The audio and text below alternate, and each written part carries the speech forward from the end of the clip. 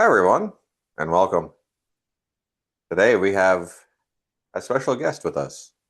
This is Samuel Abrams, Yes, another practitioner who we've had the pleasure of meeting through findmagicpeople.com. All right. yes.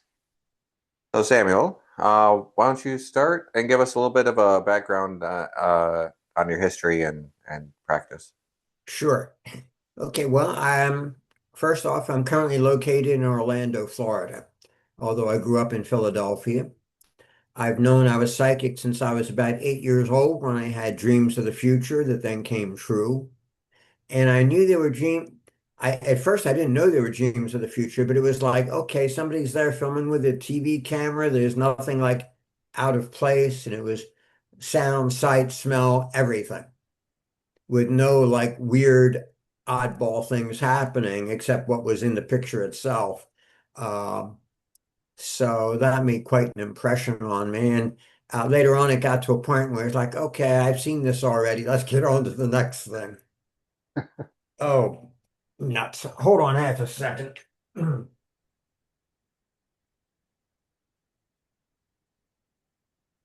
Forgot to put my phone on Do Not Disturb. My apologies. No, you're good. Yeah, no problem at all. Anyway, so I also realized that I was picking up on the feelings of and emotions and sometimes even the thoughts of other children, which was very often very uncomfortable. Hmm. So I tended to isolate myself some, which I think is a very common reaction. I And yeah, I would but agree. we had a fair amount of support in my family because there was a standing joke of being able to pick up the phone before it rang and knowing who was on the other end. And I know my mom and dad were at least occasionally telepathic with each other. So we didn't really talk too much about any of this, but it was generally just accepted.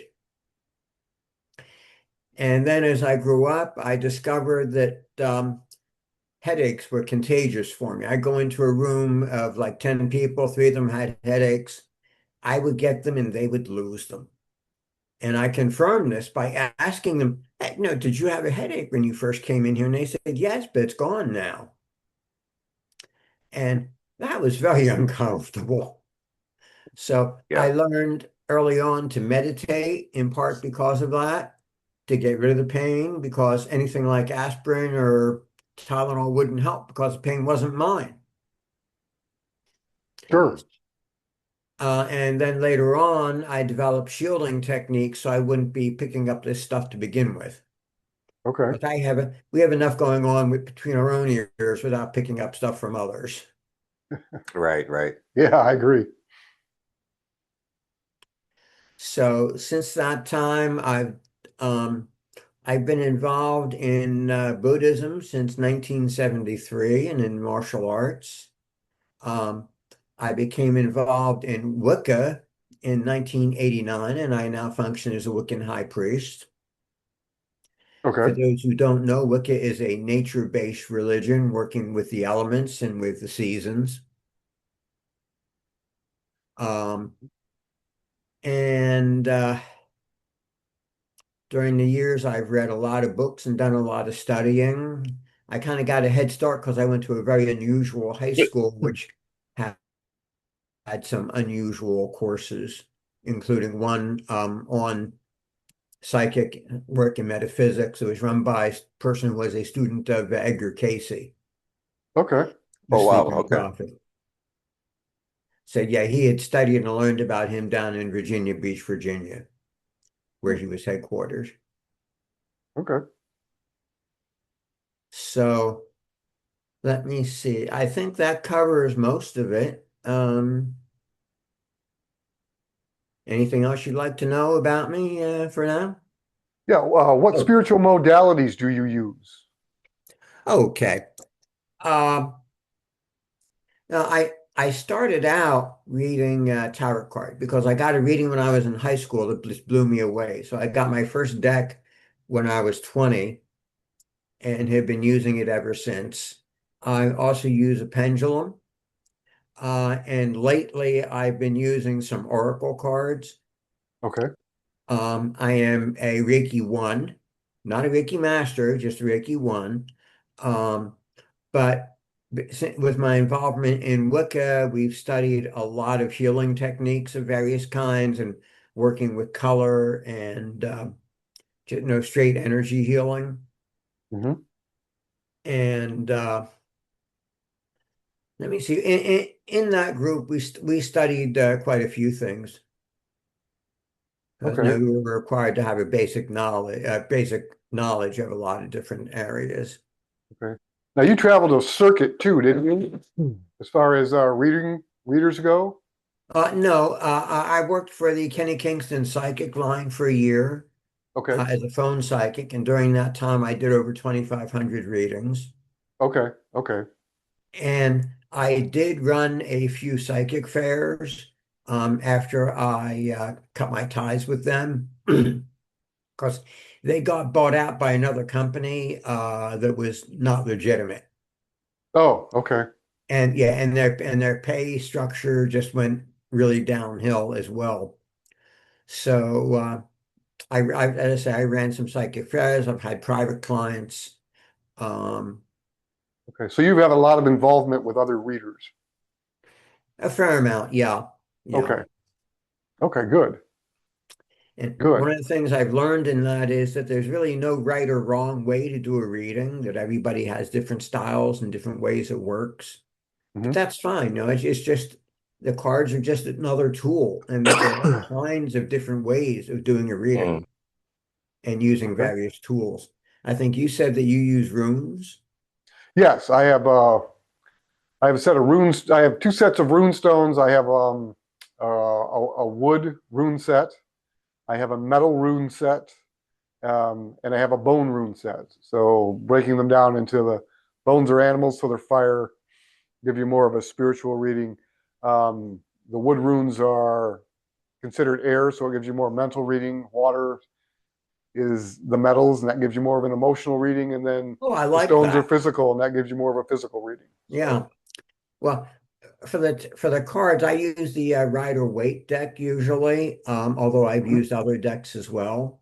Okay. Um, but now, when I'm doing a very spiritual reading for some people, I was led for a while to use the Native American medicine cards. Okay. Um, Now, is and that they're tarot or is more. that an oracle deck? It's not tarot. It's different. It's more of an Okay. oracle type deck. Okay. And the one I was using was the original by Jamie Sams, which had 44 cards. Okay. And the structure of it is quite different from the tarot, but it was very, very good for what I was doing. Okay. Good. Good. And then, since you've been doing tarot for so long, what is, for people who don't know, what's the difference between tarot and like an oracle deck? Okay. A tarot deck is much more structured. Um, there are four suits divided up into basically it corresponds to earth, air, water, and fire. If you're familiar with a regular deck, Mhm. diamonds, spades, clubs, Heart. and hearts. Yep. And they correspond to the four elements. And then they have one additional court card. And then you have the 22 cards of the major arcana, which actually predate the rest of the deck. Hmm. Um, and the 22 cards in the major arcana, very often when they show up, denote karmic related items that are more or less beyond your control.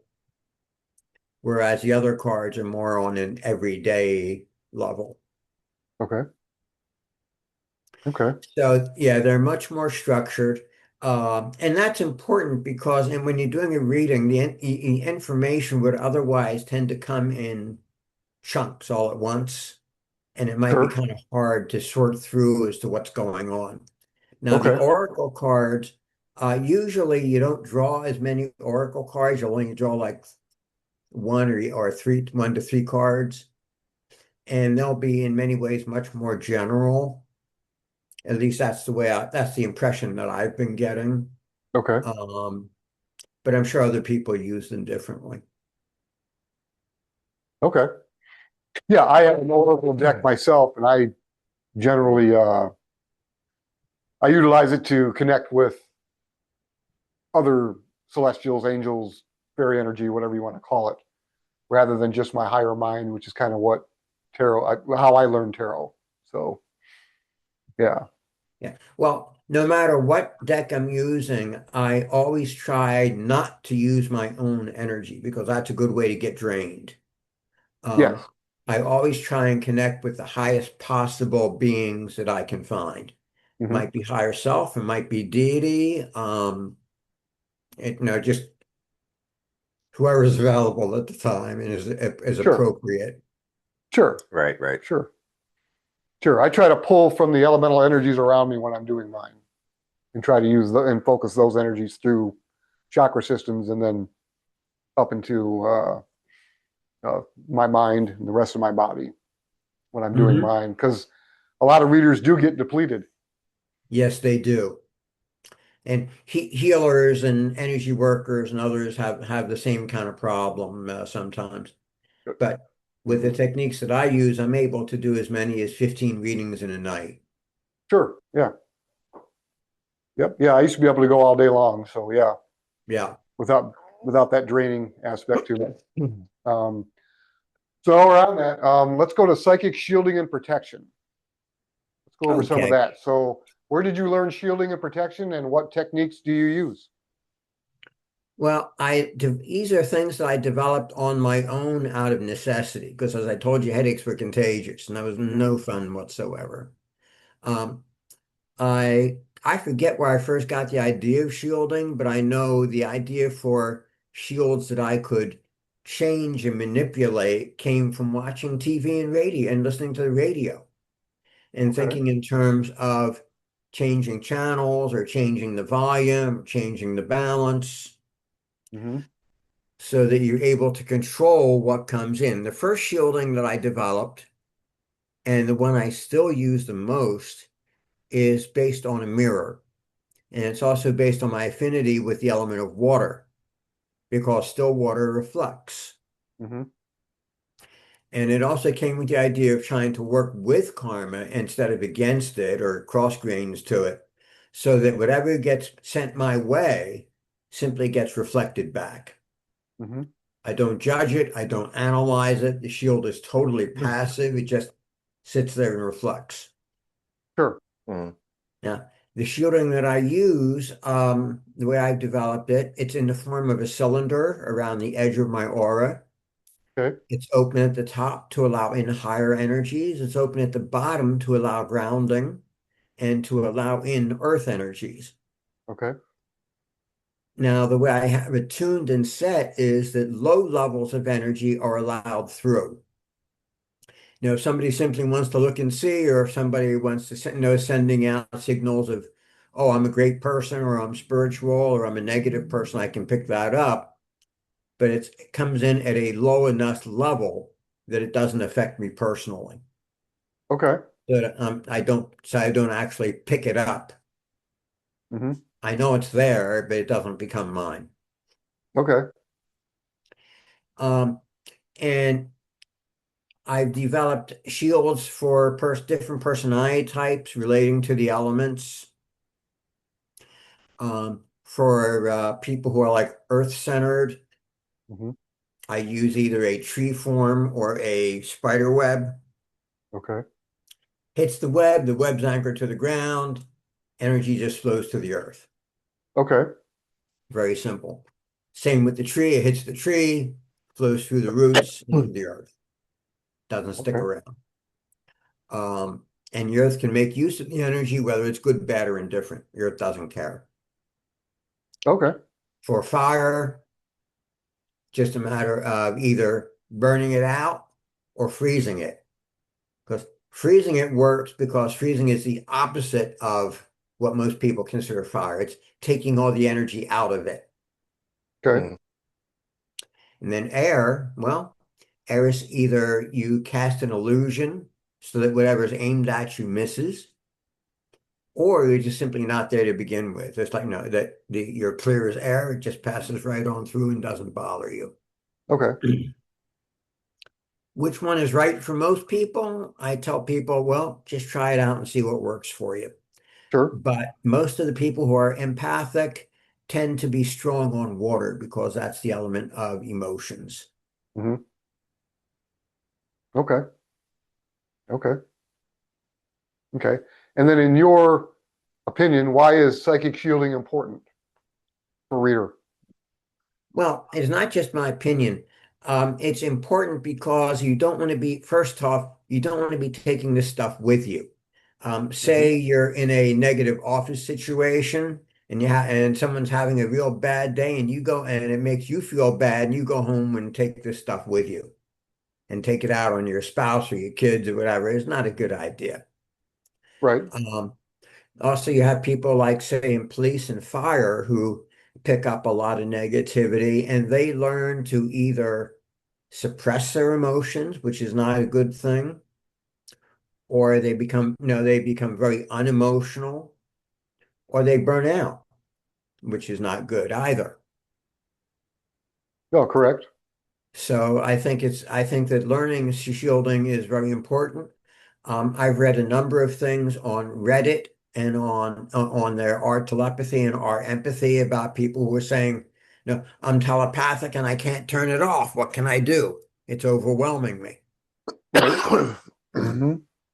Right. And as I say, I think a lot of people in the health field and in services um, get drawn to the field because they're empathic, whether they realize it or not, and they get no training in how to deal with this stuff. No, I would agree with you. I've met quite a few practitioners myself who don't want to do shielding because they think that it inhibits their ability to read. And it's like, well, shielding shouldn't really work that way. And a lot of Well, them have thrown that reflective thing at me, and it's like, yes, but you can reflect certain things and refract others through, is the way I look at it. yeah, Because water exactly. will do both. Well, the problem is that most of the books that I've read on psychic self-defense simply talk about surrounding yourself in the white light of God's protection. Right. And to me, that's a terrible idea. Because first off, it does block everything. Second, it tends to make you a deer in the headlights. Hmm. You know, you're saying, "Oh, look at me, I'm surrounded by the white light, and it's like, okay, that means you have something to hide. That means that you're afraid of being hurt. Whereas for me, I don't go in with that attitude. My attitude is I just don't want to be bothered. Right. It Mm, has nothing to do Exactly. with it has nothing to do with being hurt or harmed. mm, Hmm. It's a matter of being not wanting to be intruded on and not wanting to intrude on others without them asking. Sure. Sure. Yeah. For me, it's part of it's I don't want to absorb the negativity off of whoever I'm with Yeah, because yeah. that's so easy to do and take it on yourself, depending on how empathic you are. mm. I worked with a woman who did that quite often. And there were times where she actually had to lock herself in a room for about 3 days to try to sort out what was hers and what was somebody else's. And it caused her quite a few problems until she learned how to shield herself. Yeah, yeah, I would imagine so. And it can be difficult. And it's like I had an interesting question from someone else about, well, why do people seek out these abilities to begin with? Because they're such pain in the neck. Right? Well, some people don't seek them out. That's very true. Like you were saying, yours was coming in at 80 years old. Mm. Yeah. Well, the other thing is though, when something like this happens, you have to look at yourself and say, all right, what karmic lessons am I supposed to be learning from this? Because these things don't happen by accident. Right. That there's something that you're supposed to be learning there. And very often it's not terribly obvious what that is. No, it can be quite vague, Mm. a little subtle, Right, but right. subtlety is the whole point of essentially what we do. So, Mm. you know, It all is. right. Good. Okay, so here's another one. This is one that I run into all the time. Tarot versus fortune telling. Ah, okay. Well, let me just look. Divination is using a tool to help predict the future or to look at the current situation or the past. It can be used in any of those things.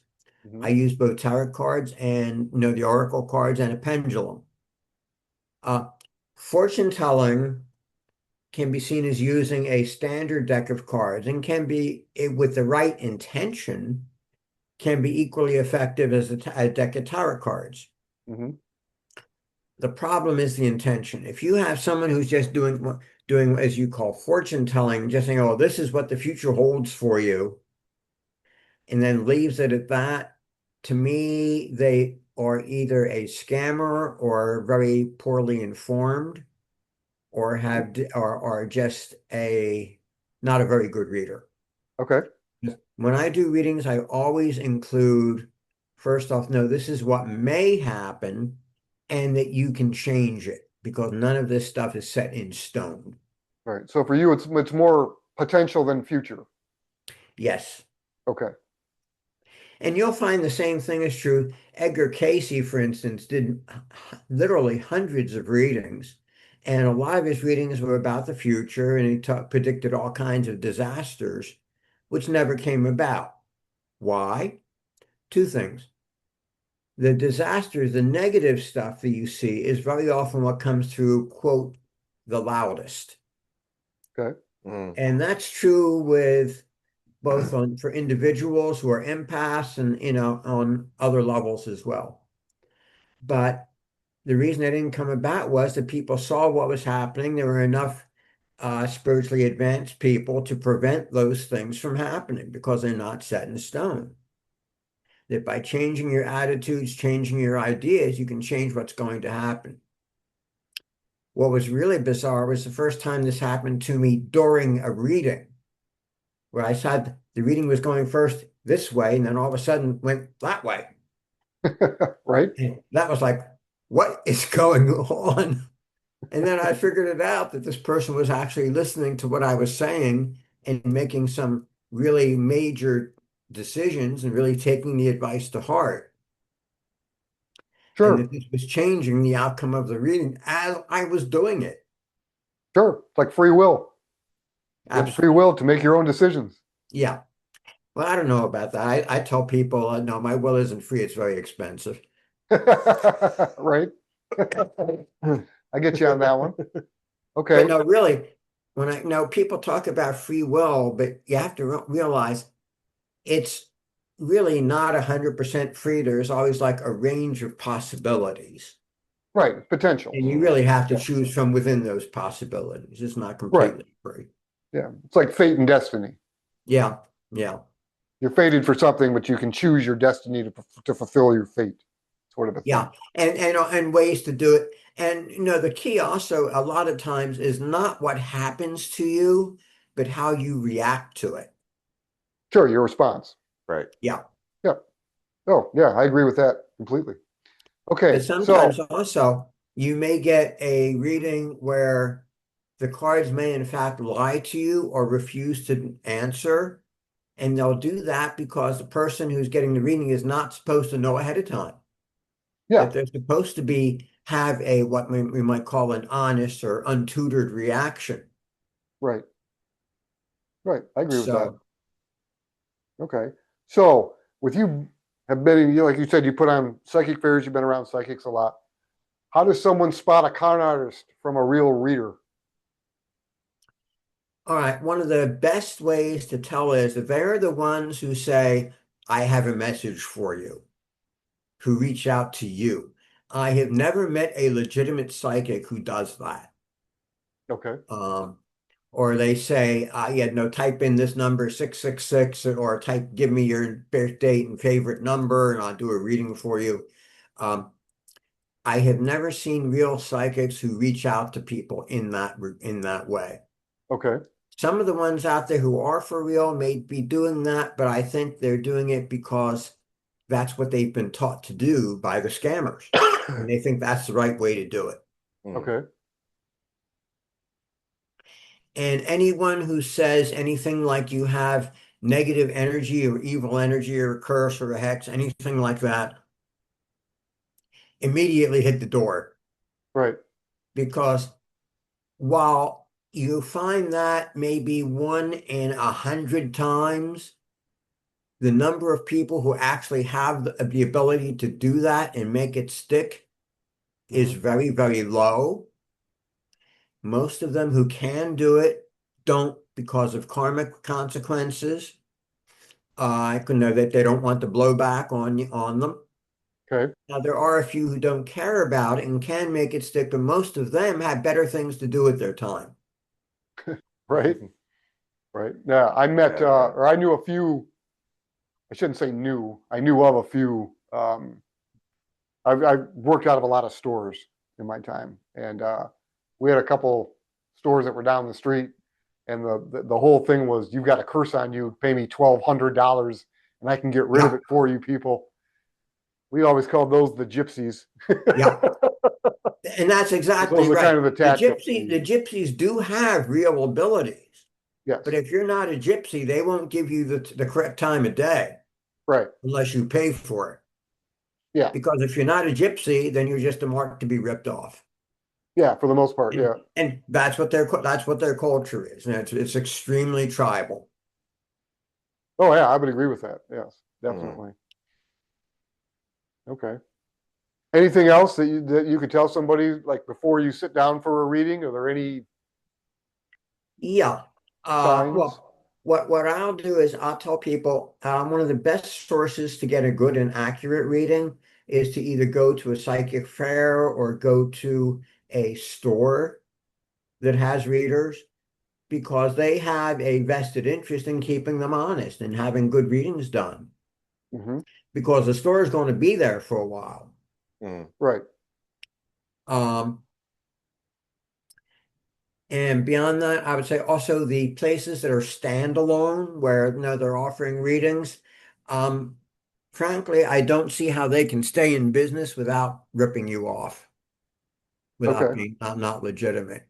And most of those are in fact owned by gypsies. Yeah, I would agree with that. Yeah, yeah. I And don't yeah, know if my they all experience, are. that's been the way it is, unfortunately. Yeah. Now, Yeah. when I say standalone, I mean that's all they do is offer readings. Right. Metaphysical stores, that's a different cup of tea. Right. Right. No, I hear what you're saying on that. And then how can somebody tell a light versus a dark practitioner as far as when they go into for readings? Uh, well, I would say the whole distinction between black and white magic is rather false. It's not that the magic itself is black or white, it's the practitioner. Right. And it's all about their intention. Are they out to help another person or are they out to help themselves? Hmm. Mm. I would agree with that. So and even having very high prices does not necessarily say that they're not a good practitioner. Mhm. Because I know that I've met some practitioners who say, well, no, no, this is what I'm worth. And if you don't charge what you're worth, they're going to think you're not, that you're worthless. Um, for me, I do everything on a donation basis, specifically to let people know I am not a scammer. Now, Right. I may change that. I was recently on a business meeting where the person said what he does is he sets his prices and says these are based on value. If you did not get the value you feel that no, I'm charging, then write in your own value and pay that. Okay.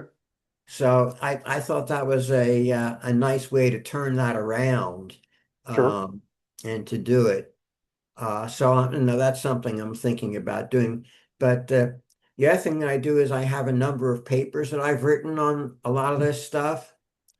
And they are available by email. And I do ask a donation, especially for the longer ones, but I'm only asking like $5. Okay.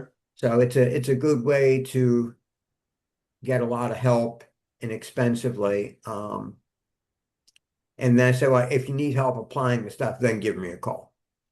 Sure. Right, absolutely, yeah. Sure. Excuse me.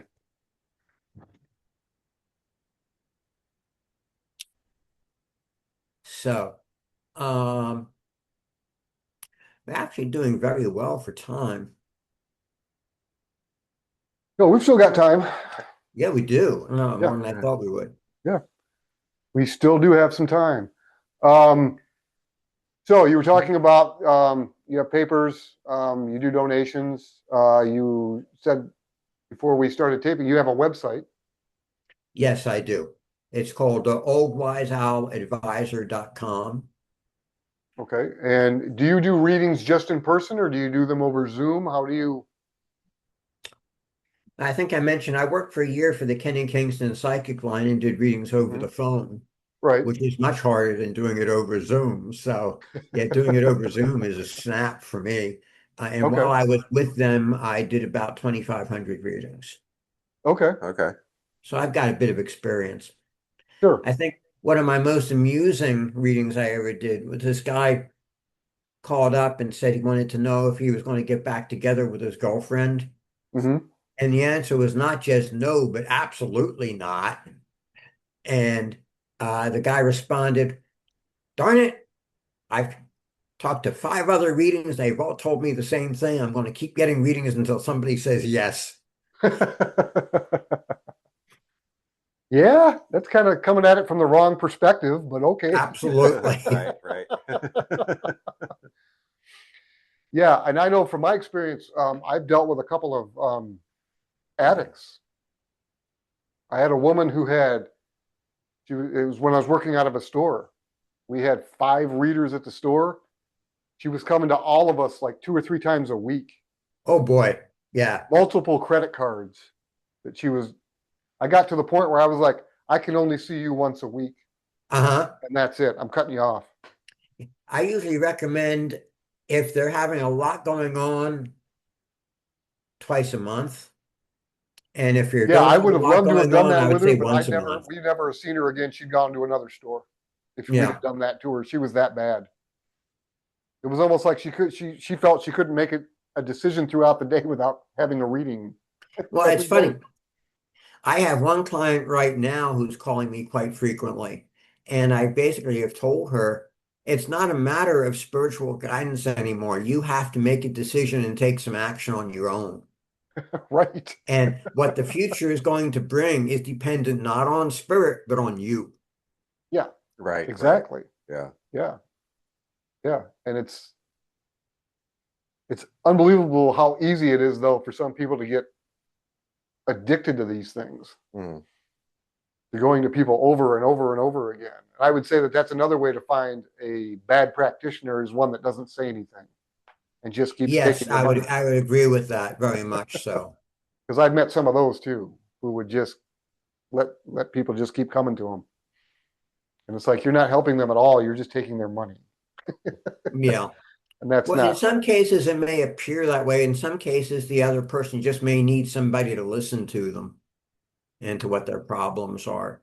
Um, well, that's so true. in That's that true. case, they might be providing a service. But a lot of time, no, you're right that they're just simply in it for the money.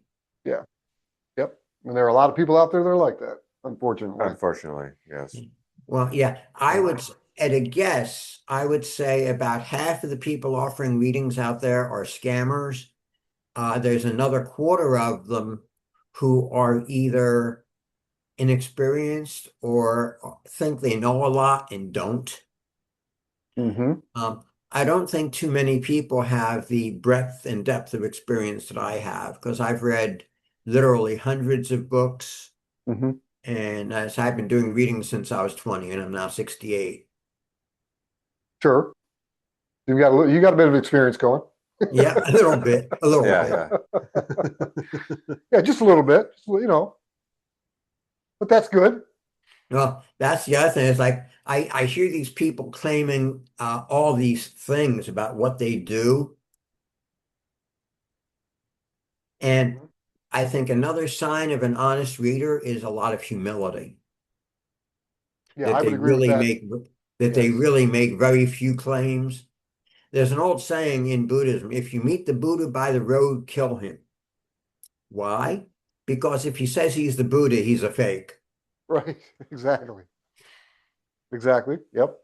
I would have to agree with you on that. Yeah. Humility is Yeah. key. Arrogance and Yeah, ego and take it not off yeah, the rails. yeah. Another one that annoys me no end is all these people say, "Oh, hello, you glorious light workers," and and just all these wonderful angel souls and that type of thing. It's like, why are you pandering to people's ego? Oh, I hear you. I I hear mean, you. I hear that, and it's like, give me give. Now, you may really feel that way about other people, but it's like, give me a break. Yeah. Well, just about every reader I met back when I was working out of the stores was either had an indigo child, a rainbow child, or a crystal child. Every single one of them. Now, the funny thing is, I have met someone with an indigo aura, Hmm. and he was absolutely amazing, but he had no idea who or what he was. Right. And no, he had done work with Christianity and interpreting it in his own way, in a Hmm. very advanced metaphysical way. And Right. he had no idea that there were all these books out there that would back up everything that he was saying until I informed him of this. Sure. But yeah, I took a look at him and it's like, damn, I hadn't seen an aura like that before. And I actually, most of the time, I don't even see colors, but his really stood out. Oh, nice. Nice. Yeah, no, everybody used to tell me that my daughter was a crystal child. And I used to tell them that, no, she's not, because I pushed her down and she didn't shatter. Very good. That's how I ended it right there. We're done. Not happening, people. Not happening. Whether she is or not doesn't matter. She's my daughter. What I've heard about people of that type is that, among other things, they're very good with combining technology with spiritual things. Yes. Don't know how true that is, but that's what I've been told. Yeah, I've been told that too. I'm not sure. But like I said, back in the day, every single one I ever met had one, and it was like, really? Everybody's got one of these, Yeah. and you all just As I, happen to be here. I think I've only, as I say, I've only knowingly met one time. There might have been some others around, but as I say, normally I don't see colors in an aura. What I do normally is that when I do healing work or when I'm doing sensing work, um, I will feel the or outline of the aura, and then if it suddenly has a weakness or weak spot, my hand will just go in and say, "Okay, that's where the problem is." Hmm. Okay, interesting, interesting. Okay, But there are all kinds of, no, our physical eyes or our physical senses are, no, we interpret these things as physical senses, as colors and so forth. But hmm, that's really not what's happening. It's like we're taking radio waves and converting them into senses that we understand. right. Um, so there's a conversion process that happens. And for most psychic phenomena, it's extremely subjective. One person may hear it, another person may see it, another person may perceive it as something else entirely. Sure. Yeah, that's one of the reasons I teach us. I have a group of exercises I call the fundamentals. They're like 23 altogether. They go from just basic focusing all the way to visualization.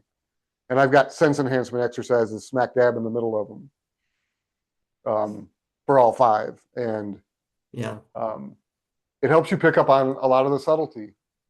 Oh, And a lot of people have no idea which one they're more accustomed to. Mm. yeah. And Yeah. the filters that they built growing up, because people said, no, no, that's not real. That's not real. And you That's build all these exactly walls correct. back up. And then you've got to break them back down in order to Yeah. really get in touch with it. Because Yeah. you've been telling yourself for years, no, it's not real. Well, one of the things I do with a lot of people is that in Reiki, we learn to focus energy between our hands. Right, That's an exercise we do in Rika. So I create a ball of energy and just ask people to stick their left hand between mine right. and ask them what they feel. Hmm. And usually, not always, but usually they'll feel something. Right. So, Sure, sure. No, yeah, yeah, definitely. Definitely. All right. Well, hey, I appreciate you coming on our podcast. This is our first guest. You're our first guest that we've ever had on it. This is something new we're trying out. We're hoping that we can open people up to more things and more people that they don't know. I mean, you're in Florida, so we're in Michigan. So this is a group that you probably never would have had any contact with, really. Yeah. Well, I was on another podcast on Monday, and that person was working from Austria. Oh, nice. Oh, very nice. Very nice. Yes, All very right. nice. Interesting. Austria. Yeah, Wow. Oh, well, that must have been fun. it was. It Oh, was. He was interesting. okay. Very So, nice. Very nice. um, Hmm. did you have other questions for me? Anything else you wanted to know, or have we pretty much covered No, the I think ground? that's pretty well good here. I think it's enough to pique the interest of some of our listeners anyway. Give them a point of view that's not ours, Right. which is Absolutely. always Yep. nice. Oh, Yes. one thing I want to touch on, there was a question in the other podcast, and that is how do people know that they're psychic or empathic? Hmm. And I thought that was a good question. For me, I've always been that way, so it's like I've always kind of known it, Mm. whether it's claircognizance or clairsentience, just knowing without knowing how you know things. Hmm. Um, of course, I also read a lot of fantasy and science fiction, which helped to put names to what I was feeling and sensing. Sure. Right. Yep. But another aspect, though, is just becoming aware of your own emotions. And then if you suddenly pick up and say, oh, I'm feeling depressed or angry for some reason, it's like, I don't know where this is coming from. Sure. Chances are it's not yours, and that you are empathic. Right. I think that everyone, in fact, has these abilities. And as you said, as children, a lot of times we're told, "Oh, it's not real," or it's negative, or they feel that it's bad, so they'll suppress it, and it'll come out later on in life. Yes. Mhm. So again, asking about who needs shielding, and I would say just about everybody. Yeah. I The would only agree. people who don't need shielding are people like the Dalai Lama, who are so spiritually advanced that they're just positive all the time. Right. And they're Mm. centered and that they know how not to react to the emotions of others and not to take them on. But very few people, myself certainly not included, can do that. I mean, I have my Right. bad days and stuff when I'm picking up or putting out Oh, negative yeah. stuff. Oh, sure. Um, but there are a lot of techniques for avoidance and to get yourself centered and being mindful, Hmm. um, that can help to put these problems to a minimum. Sure. Sure. Yeah. Everybody's got different techniques to use Yeah. out there. Yeah, I would agree with that. Absolutely. Yes. Yeah. And I talk to people about things like warding, setting up wards like for when they're asleep, that they can use Mhm. objects that you imbue with energy, Right. um, or amulets. I mean, there are various things you can use, but I tend to focus on just straight visualization because that's something you always have. Right. Um, you might forget to charge your ward, you might leave your amulet at home, but you always have your mind. Right. Yes, I would agree. Absolutely. Definitely. Yep. All right. Unless you're like a little kid or something of that Well, nature. well, again, kids need to be taught some of this also. But Hmm. if you're a parent and you're concerned about it, that's when you can use something like an amulet, can be very helpful, or using like black tourmaline or selenite for cleansing. Right. Um, but I think the children really need to be instructed in a lot of this from the get-go because they're more likely to be very sensitive to it. Mhm. Yeah, I would agree. Yep. Yeah. I've run into that in Definitely. my past. So yeah. Yeah, I think we So, all have. Yeah. yeah. Yeah. So, Oh, definitely. Yes. all right. Well, before we close out, where can people reach out to you and find out more about you if they're so interested? Okay. Mhm. My website is oldwiseowladvisor at gmail.com. No, I'm sorry, that's my email. My website is oldwiseoutadvisor.com. Okay. And my phone number is 407-457-0557. And I welcome phone calls um, pretty much any old time. Okay. And I'm more than happy to talk with people. I am also on LinkedIn. I have a Google business page. Um, and if you like the podcast and you like what I've been saying, please give me a review. That would be most helpful. All right. All right, and we will definitely post your contact information in the description as well. So thank you again for joining us. This has been a fun foray into a new area where we're trying to take things. So Okay. Yes. Yes. Very glad that you came. And I'm glad you had me and looking forward to being on again in the future. Yeah. 'Cause I think I that have that's lots, I have quite a bit more that I can go over with you. okay. Wonderful. sounds perfect. Yes, we'll Yeah. definitely set up a part two for sure. Yes. Sounds great.